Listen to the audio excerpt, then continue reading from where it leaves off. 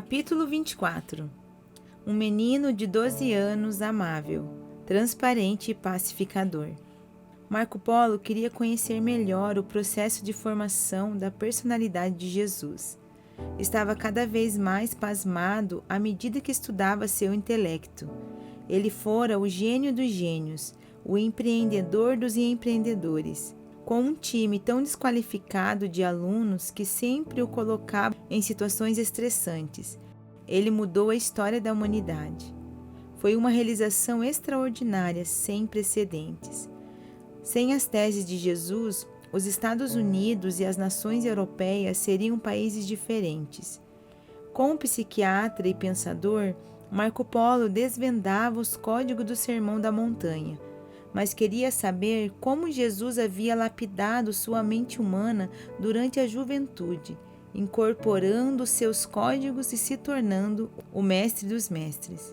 Profundamente reflexivo, deitou-se na cama, recostou a cabeça no travesseiro e começou a recordar uma conferência que dera nos Estados Unidos 6 meses antes de embarcar para Jerusalém, num congresso sobre empreendedorismo no Vale do Silício, na região de São Francisco. Na plateia havia muitos engenheiros, executivos, empresários e alunos das mais diversas áreas. O tema de sua palestra era incomum, porque o terceiro milênio está sabotando a formação de empreendedores.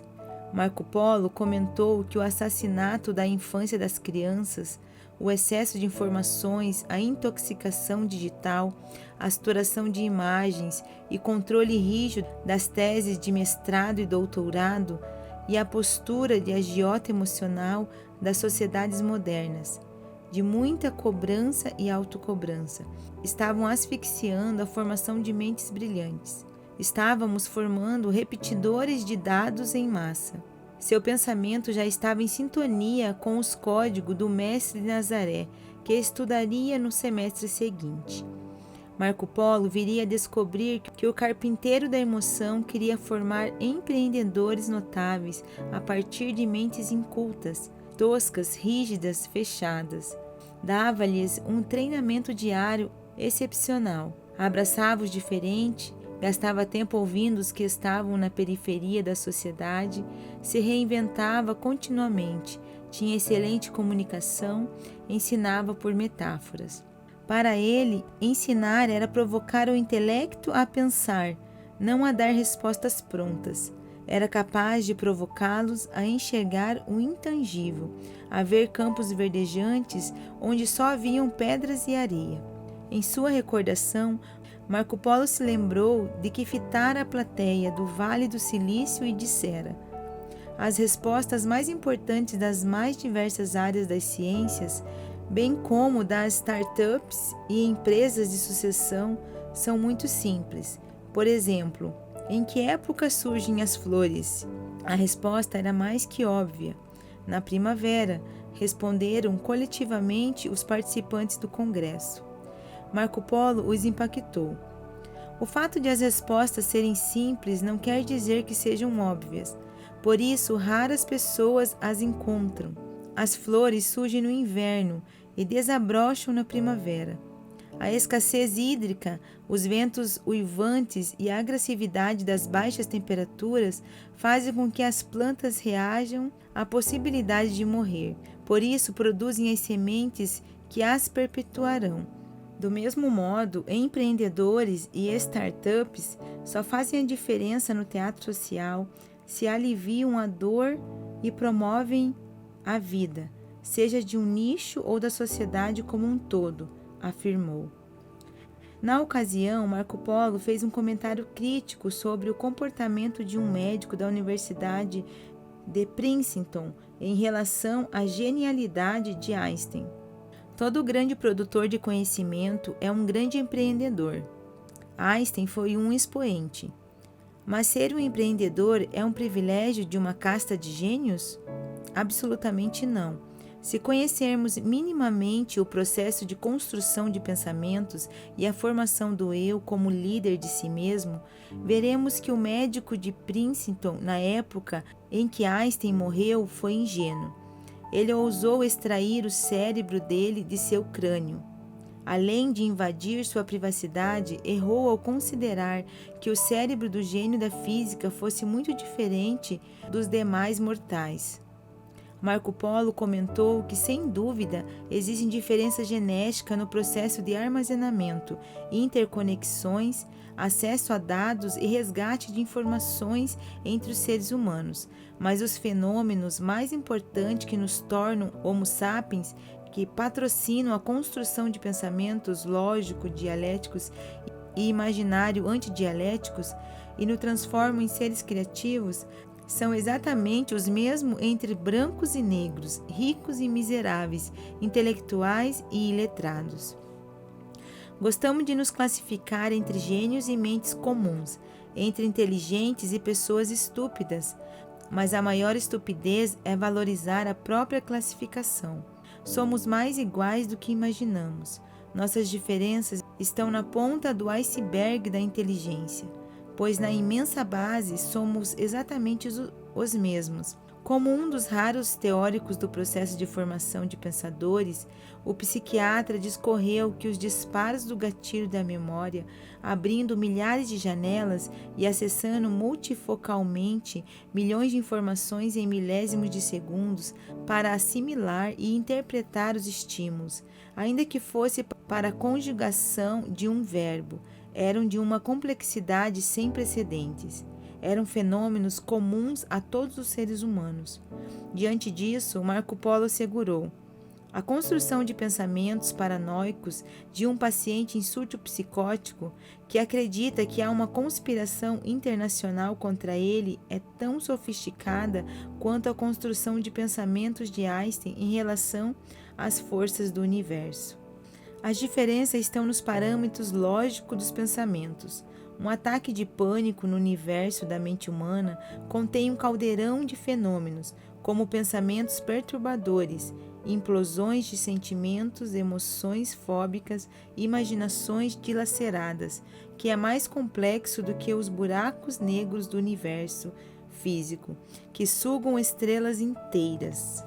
A plateia começava a entender o processo de formação de empreendedores a partir do universo psíquico. O médico de Princeton não entendia que o segredo de Einstein, bem como a das grandes mentes da humanidade, não estava em seus genes. Por isso, Marco Polo indagou. Einstein trabalhava numa firma de patentes sem nenhum apelo intelectual, pois não foi aprovado como professor universitário. Em tese, quem tinha mais informações, os melhores físicos da atualidade ou Einstein com 27 anos, quando construiu as bases da teoria da relatividade? Depois de pensarem, a maioria respondeu: os físicos da atualidade.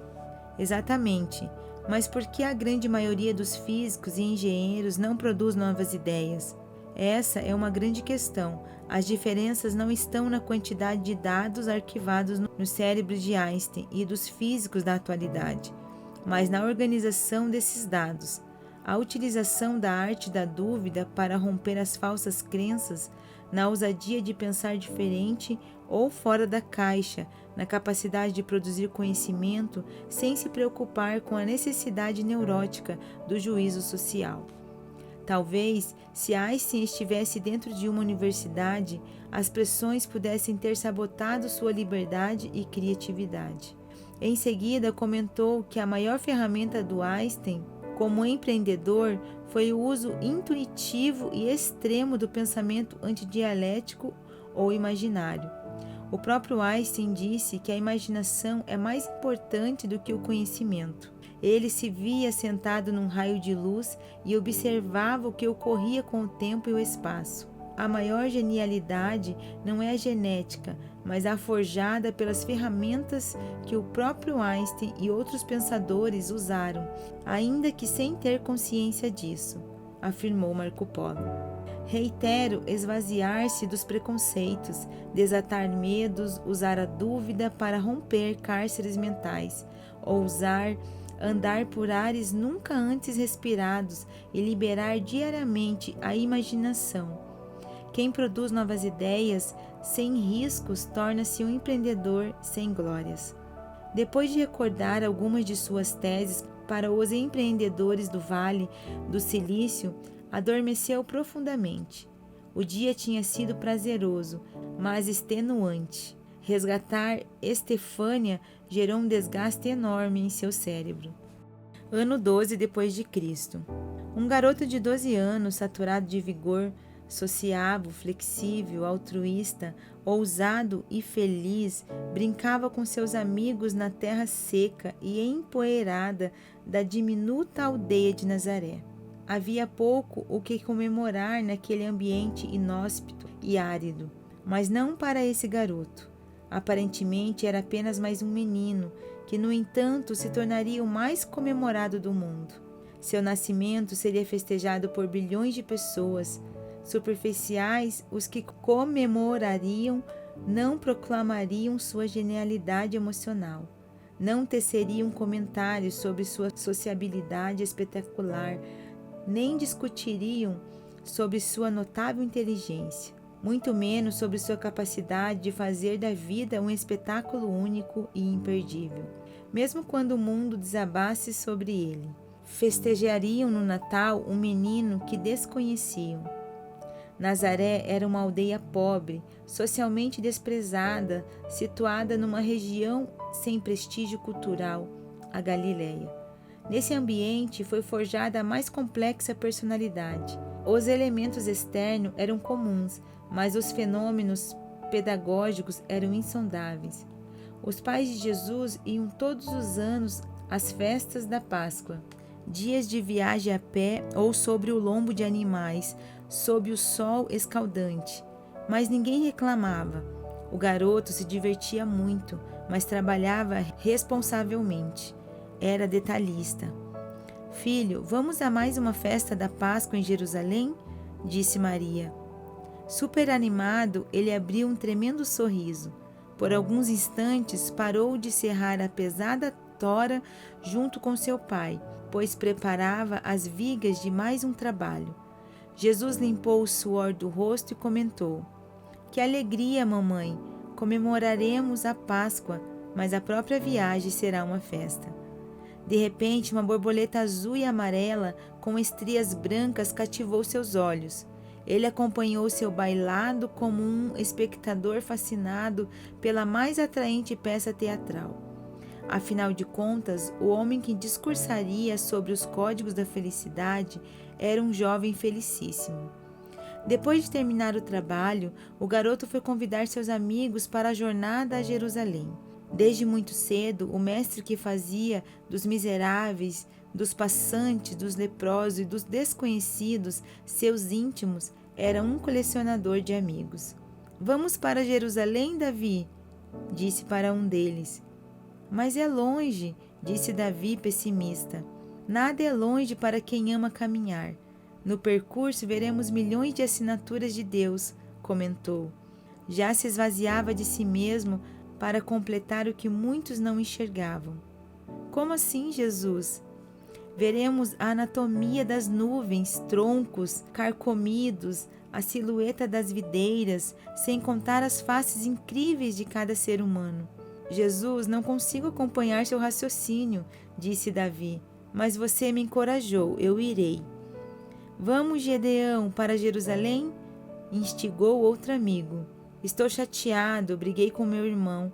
Eu detesto, disse Gedeão em alta voz.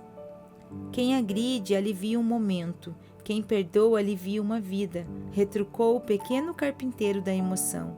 Era um pacificador desde a infância, não controlava os pensamentos, estimulava a pensar. Ah, você não tem jeito. Para com essa mania de dar descontos para todo mundo, Jesus, disse Gedeão inconformado. Por trás de uma pessoa que agride, há sempre alguém machucado, comentou o pequeno gênio da compaixão, o mestre da empatia. Saia daqui, esbravejou o pai de Gedeão. Não temos tempo para festas, garoto. Sem problemas, disse o menino Jesus pacientemente. Já geria sua emoção, não comprava aquilo que não lhe pertencia. Não tinha necessidade de mudar os outros, mas de levá-los a tomar as próprias decisões. E você, Judite, Corá, Esaú, Natã, Lotá, vamos festejar a vida em Jerusalém? disse para um grupo de jovens de várias idades que estavam à sombra de um salgueiro. Não sei, talvez, disse Natã, sempre inseguro. Tenho muito o que fazer. Todas as decisões importantes implicam perdas, Natã. Sua sociabilidade e sua alegria eram contagiantes, influenciados por ele. Muitos saíam do cárcere e do conformismo e se arriscavam na longa jornada sob o sol escaldante. Preparados os víveres, partiam. No caminho, Jesus começava a instigá-los a viajarem para outra jornada, a do coração. Usava a natureza para libertar seu imaginário e dos seus amigos. Vai chover, é melhor voltarmos, falou Judite, olhando para as nuvens negras.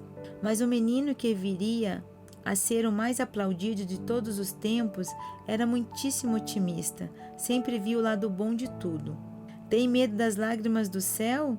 São elas que irrigam a vida. Lágrimas do céu, nunca pensei nisso, disse Judite. Jesus é tão diferente, manifestavam todos os que o ouviam.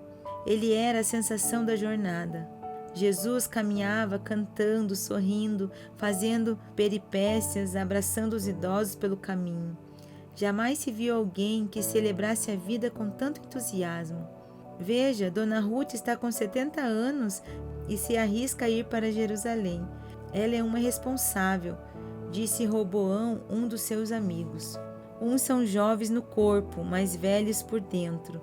Outros são idosos no corpo, mas jovens em sua emoção. Você é velho ou jovem, Roboão? Não sei, respondeu Roboão, um tanto perdido. O amor é a fonte da juventude. Ruth ama a vida, disse o garoto de 12 anos. Depois dessas palavras, aproximou-se dela e disse: Ruth, eu a ajudarei, apoie-se no meu ombro. Jesus caminhava admirado com a exuberância da natureza. Que lindo, dizia para as flores do campo, que belo, expressava para as pinturas do céu. Incrível, comentava a textura dos solos. Abraçava algumas árvores no meio do caminho, acompanhava a trajetória dos pássaros, segurava crianças pequenas no colo, dialogava com os passantes. Viver para ele era um show. Sua habilidade de esquecer de si para incluir outros, sua tolerância com os mais velhos, sua habilidade de ensinar os mais novos, era uma sinfonia. Começava a viver na tenra juventude os bombásticos códigos da felicidade que 20 anos mais tarde ensinaria. Por que você sempre está ajudando os outros, Jesus? Indagou Natã, intrigado. Fazer os outros felizes é a melhor forma de nutrir a nossa felicidade. Experimente, tente alegrar os outros. Não entendo, você exagera.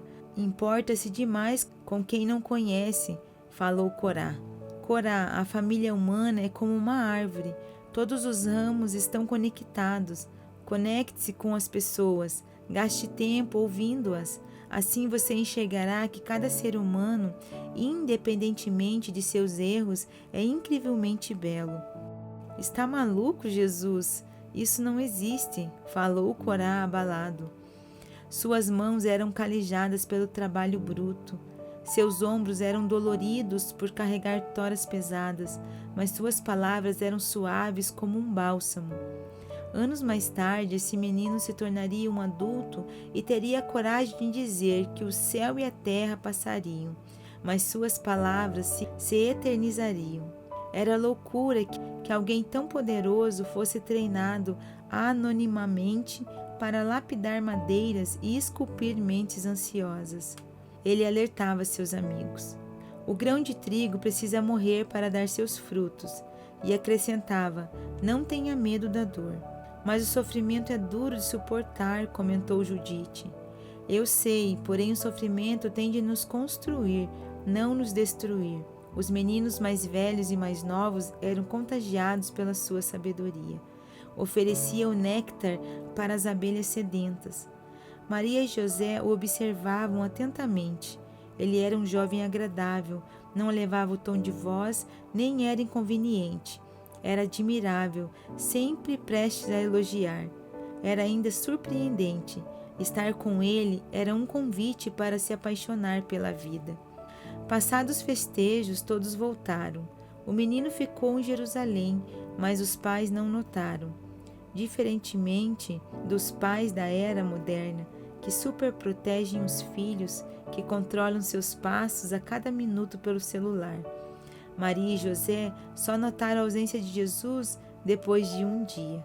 Criaram-no para ser livre. Educaram-no para que voasse. Formaram-no para que realizasse seus sonhos. Preocupados, começaram a perguntar seu paradeiro a parentes e conhecidos. Vocês viram meu filho? Indagou Maria de algumas amigas. Maria, por que se preocupa? Respondeu Sara com segurança. Jesus é sociável, alegre e comunicativo. Com certeza está contando histórias para alguém. Mas ela, ansiosa, insistia. Vocês viram meu filho? Indagava dos transeuntes. Mas nada, ninguém tinha informações. Acalme-se, Maria. De fome ele não vai morrer, disse Ruth, mãe de Judite. Esta se antecipou e falou para Maria. Não morre mesmo, Jesus come de tudo, até minhas sobras de comida. Ele é tão encantador que onde vai as pessoas lhe dão um pedaço de pão. Mas já faz 2 dias que não o vemos, observou José com razão. Volte para Jerusalém, ele deve estar hospedado na casa de alguém, disse Corá. Eu o ouvi conversando com fariseus perto do templo, afirmou Natã. Conversando com fariseus? Indagou Maria. Sim, faziam-lhe muitas perguntas, explicou Natã. Eu o chamei, mas ele estava tão envolvido que nem me ouviu. Rapidamente Maria e José retornaram à cidade legendária, mas um longo dia se passou, totalizando 3 dias sem verem seu filho. Tempo suficiente para os pais terem um ataque de ansiedade. Os jovens daquele tempo tinham um respeito reverencial pelos adultos, ainda mais pelos mestres de Israel. Medo, timidez e insegurança faziam parte do cardápio intelectual dos garotos na presença dos notáveis. Mas eis que o encontraram próximo do templo, debatendo com os doutores da lei. Seus pais ficaram mais uma vez perplexos. Jesus crescia em sabedoria e estatura. Seu corpo se expandia na capacidade de enxergar o mundo com outras possibilidades também. Naquele episódio, já expressava 3 comportamentos fascinantes. Primeiro, estava sentado no meio dos doutores, indicando uma atitude ousadíssima, algo inusitado, ainda mais para um menino. Segundo, ouvia-os e, enquanto isso, libertava seu imaginário e sua capacidade de dar respostas.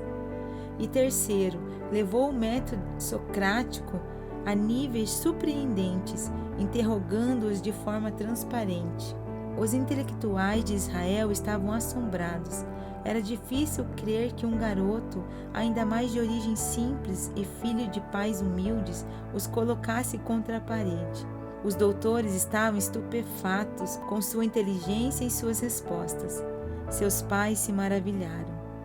A mãe se aproximou dele e não lhe deu bronca, apenas mostrou delicadamente sua angústia. Filho, por que nos fizeste isso? Eis que teu pai e eu, ansiosos, te procurávamos.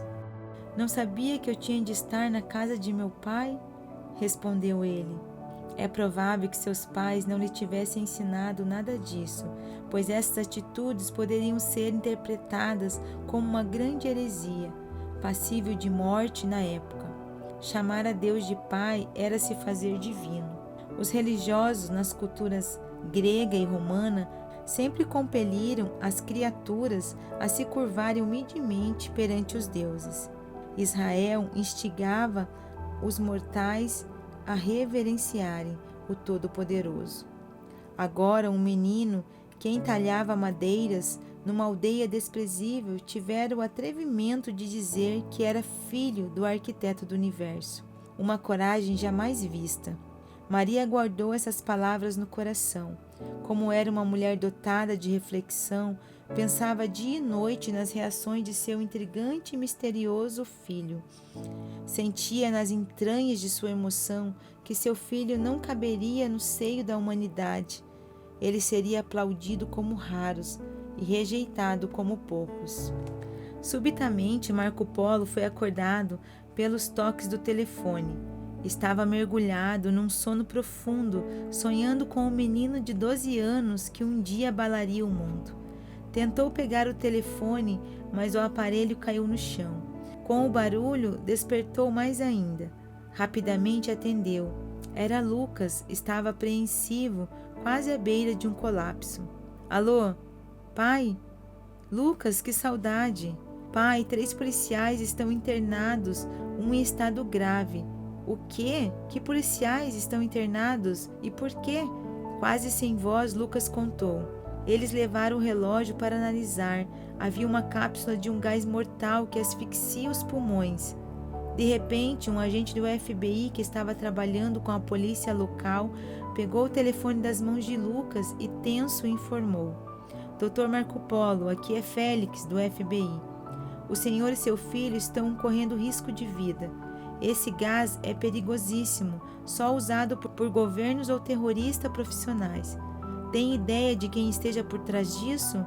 Não, sou um homem pacífico, mas algumas pessoas radicais me ameaçaram dizendo que a ciência não deveria estudar a mente de Jesus. Também estou acompanhando seus debates com fascínio, disse o agente Félix, e citou uma frase de Marco Polo. Toda mente é um cofre, não há mentes impenetráveis, mas chaves erradas. O Senhor pode estar incomodando pessoas que não amam formar mente livres. Qual é sua recomendação? Para a sua segurança é melhor encerrar os debates. Mas tantas pessoas estão gerenciando sua emoção, prevenindo transtornos emocionais, evitando suicídio, construindo pontes para seus filhos, inclusive eu com Lucas. Devo me acovardar? Félix foi claro. Os heróis visitam os cemitérios mais cedo do que os mortais. Já nos reunimos aqui nos Estados Unidos e decidimos que é melhor o senhor evitar lugares públicos. Já avisamos inclusive o Serviço de Inteligência de Israel. Falta discutir mais um código do Sermão da Montanha. Não posso encerrar de uma hora para outra. Tenho de dar uma satisfação a centenas de pessoas presencialmente e a milhões pela internet. O senhor pode sofrer um atentado a qualquer momento, advertiu Félix. Lucas pegou o telefone e disse: Papai, estou com medo. Eu ou você poderíamos estar mortos agora. Venha embora. Marco Polo tremeu. Já perdera Ana de forma abrupta.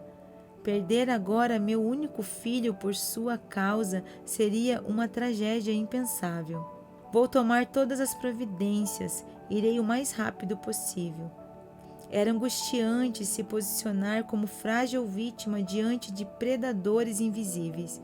Precisava ser um pacificador, controlar seus temores, seus pensamentos perturbadores e aquietar sua dramática ansiedade. Seria testado até o limite. Sentiu na pele as dificuldades de viver esse código no momento em que sua vida e a de seu filho estavam em risco.